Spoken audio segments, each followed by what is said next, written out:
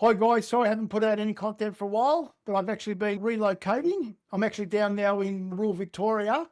So get away from the big city and time to really concentrate on our trading and getting some really good content out. First of all, you can see in the background, I've got the silver. Is it time to buy silver? We're not far away. I'll bring up the charts on the silver in a minute, but first of all, we've got to look at the KOSPI. So I'll show you the KOSPI here. There you go, just have a look at this chart. So as you can see, this thing's it's taken a dive, eh? So the first thing you want to look at is where is the next area of bounce. We've got a little bouncing ball man here. So I always say we're going to probably bounce around. I actually drew this chart up yesterday for a mate. But first thing when we look at this chart, what we can see here is that we've got a head and shoulder pattern here on the top. So we've got the left shoulder, the head, and the right shoulder. So what do we know about head and shoulder patterns? We do know that when they break, that we get a measured move. So you can see I've measured the move here. So you measure the head to the neckline. So the head to the neckline and to where it breaks. And what usually happens is when they break, you get a retest, which has happened here. And then they go down. Most likely they'll fulfill the move. It's overshot a little bit.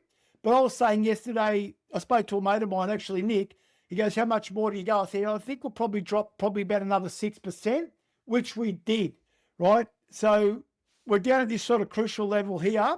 And you can see, if you draw the Fibonacci from this pivot low here to the top, we've come into the 618.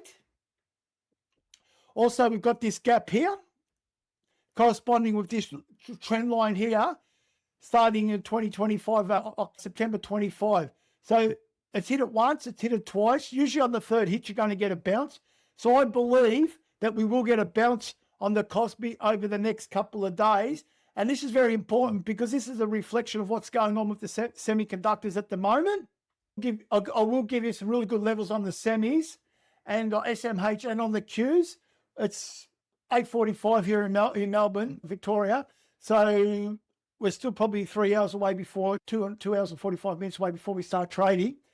So I'm just waiting for a few. We've got massive earnings coming out this week. I'll go through them all in a minute, but I'll go through the levels that I've got tonight, which I'm going to be looking to potentially take for day trades or night trades because we're in Australia. And I want to go through quickly silver. They've got the silver vault as the time to buy silver, nearly time to buy silver. We like making money on the silver trade. So I'll go over the silver chart and I want to show you something very interesting that I found. So let's have a quick look at this silver chart. And this is what I find fascinating. So that's when I pulled that nice silver short. We got paid well on that. But have a look what's happened on this silver chart and have a look at the significance of the head and shoulder patterns and how they play out. So we've come down here, pretty much capitulated, dropped about, I think it was about 50 something percent off the highs. What was it? We got all, 46%. So you see we've got head and shoulder pattern. And like we talked about earlier, when I was talking about the KOSPI, you get a measured move from these head and shoulder patterns. So you see there, from the head to the neckline to where it breaks, it's come right down to that level, right? Then we've put in another head and shoulder pattern here. Same thing, measured move from the head to the neckline, pretty much ping this level. So this is where we are now. We've got to pay attention to what's happening on this chart. So we've broken another head and shoulder pattern. And what do we know about head and shoulder patterns on this chart? We know that they do play out pretty much to a T. And once they break, they do go down to that level. So what we've seen here is, get the chart back up.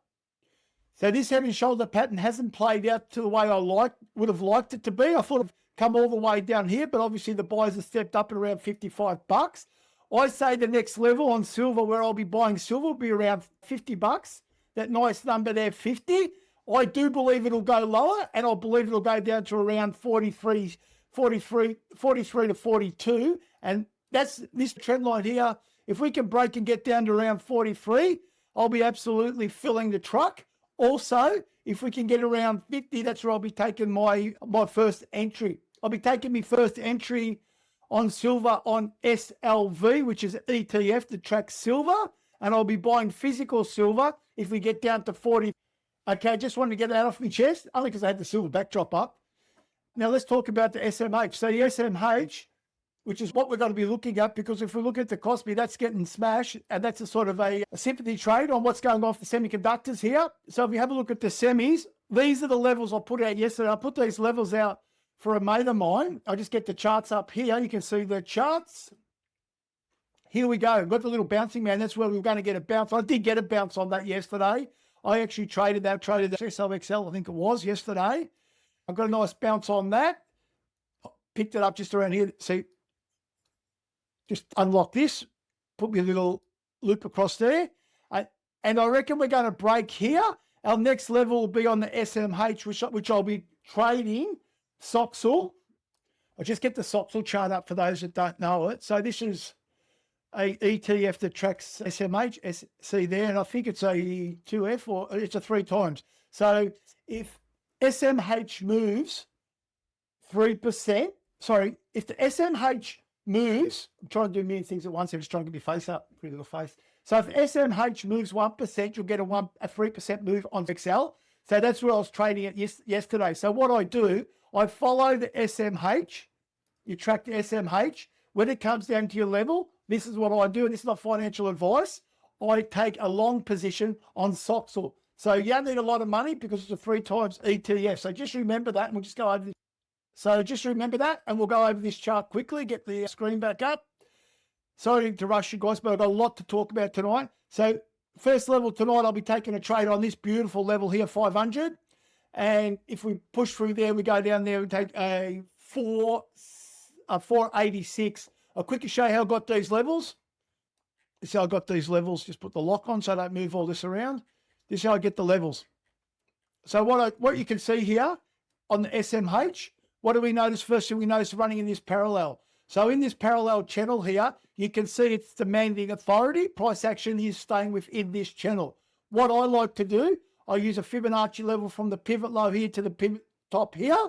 That'll give me a few levels, but also I use a parallel channel, which I'll tell you one of my little secrets is in this little tool here. If you click on here, parallel fib, and what you do, you just draw that up, you follow the parallel channel like that, and when you expand it, bang, you just draw it out. So what I do, I look for the levels, and I look for corresponding levels. So you can see here, which worked beautifully yesterday, was around this Fibonacci level here, which was the 50% Fibonacci, but it also corresponded with the, I think it was a 3.8, whatever it was, the parallel channel Fibonacci. And also we had this gap here. So we had a nice level here. Also the level I'm looking at for tonight, if we drop down, will be around 500 on the SMH. We've got these pivot lows here. We've got a few gaps here. And then also, you notice we've got a head and shoulder pattern. It's an in spirit of head and shoulder pattern. It's not an exact head and shoulder pattern, but I've measured the move from here to there, from where it broke.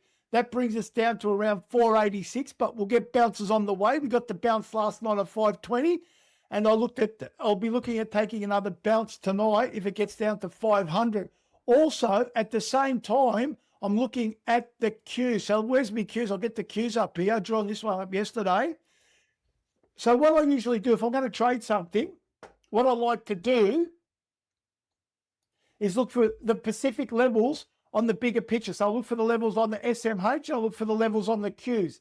And then if I'm trading a stock that's falling, say for example, like last night, I think I'm not even sure, it might have been MU, might have been Sandisk, might have been one of those tech stocks. When they're falling down, at the same time that they hit my levels, I like them to pretty much at the same time the Qs are about to get a bounce, or the SMH is about to get a bounce. Let's get back into the charts.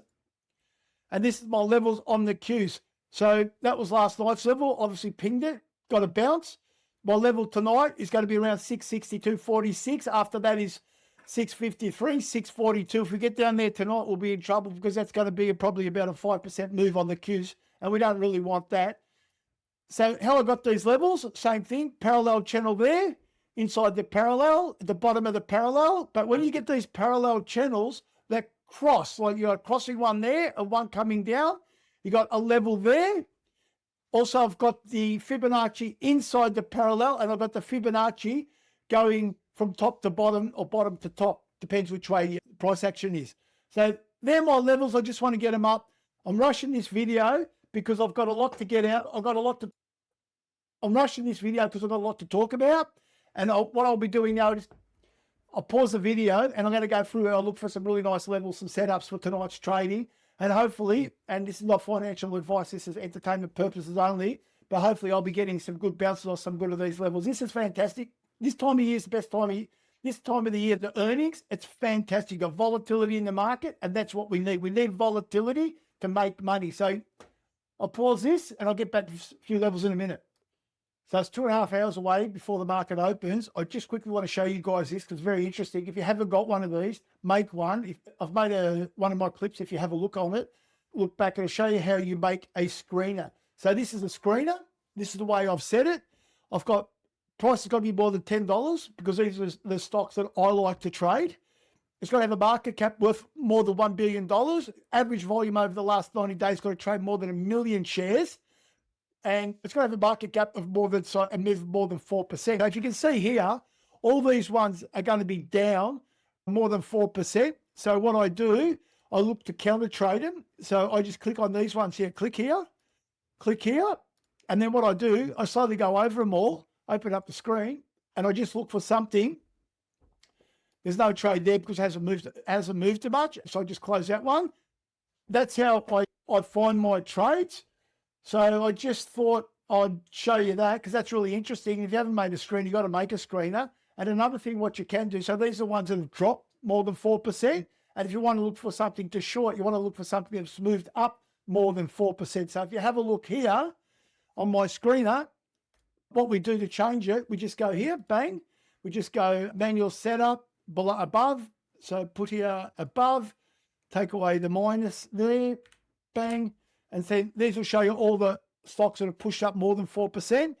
So Bloom Energy, these ones here, I'll be going through all these in the next hour, and I'll be trying to find setups. And there's no trade there because I'll be looking to short it. And if I'm looking to short something, I want something to have an extended move to the upside. That's just a little quick insight on how to set up my trades. Give you an hour and 15 minutes here, hour and a half to go through all the charts. I'll find some levels and I'll put them up there, and then we can revisit tomorrow and see those levels, how they hit and how accurate they are. The way I do it, when I look at a chart, I don't like to spend more than 2 minutes on a chart. I'll flick through them. If I'm going to spend more than 2 minutes on the chart, that means I'm trying too hard to find the trade. The trade's got to jump out at me and I go, bang, that's the trade. And they're the trades that usually are more successful. So I've got just over half a dozen levels that I'll be looking at tonight. First of all, what I will be doing, I'll be taking let's go into the charts. Let's get the screens up. Screens. So I'll be paying particular attention to the SMH. So when it hits these levels, 500, 486.16, that's already been breached, so that's off. That was last night's trade. If we flush down, I'll be taking a trade on Soxl, SOXL, which is a 3 times leveraged ETF. But let's remember tonight that we've got the FOMC meeting, and that'll be at around 2 o'clock. So it might be a quiet morning, but what I do is I look for these levels to hit these. And when I'm trading these tech stocks, I like them to hit the same levels at the same time. Let's go over all my setups for tonight. So the first one, I'll be looking at VRT. I'll be looking to get a bounce off 223.87. Now, if this hits this level, breaches this level pre-market, I won't be touching it. The next one is KLAC. I've got a level down there at 160 for a bounce. I've been waiting for this one for a while. I've got $80 there on INTC. Intel, I'll be looking to do a short. I've got the little parachuter. He means short. I'll take a short on PayPal around $60. Neo, I've got a couple of levels here. If this pushes up, what's this say first? If this pushes up at around $15.60, take a short, but that'd be a very aggressive level. I really like the level of 16.24. I'm not saying it's going to get this far, but I would be interested to take these 3 levels, and I'll probably keep this for a swing trade. And the next one is ASX.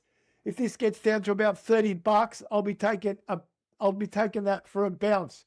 So what we'll do, I'll put this up. I'll make this video very quickly. I'll spend more time in concentrating on my trading than putting out content, but I'll try and even it out. They're my levels. We'll revisit this tomorrow. We'll see how we go after levels. Thanks very much. Don't forget to like and subscribe. Entertainment purposes only, not financial advice. All that. Have a good day. Thank you very much.